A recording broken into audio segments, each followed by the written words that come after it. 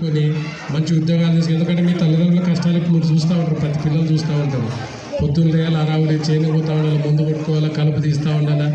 సరే పోయినాక పంట పండించిన తర్వాత పోయి అమ్మితే మంచి రేటు రాదు, ఆ డబ్బులు కట్టుకోవడానికి అప్పుల వాళ్ళు చాలా ఇబ్బందులు ఉంటాయి. ఆ ఇబ్బందుల మీరు ఒకసారి గమనించి బాగా చదువుకుంటే, మన తల్లిదండ్రులు మనం కష్టపడి చదివిస్తున్నారు కాబట్టి బాగా చదువుకొని మంచి భవిష్యత్తుని మనం చేసుకోవాలని పిల్లల్ని పెద్దల్ని అందరూ కోరుతా ఉన్నా.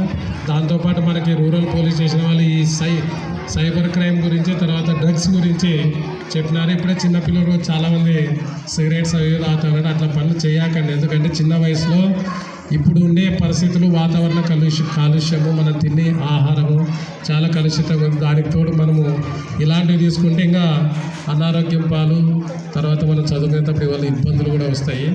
కాబట్టి మీరు అటువంటి చెడ్డ పనుల దాకా చూడండి, ఈ పాప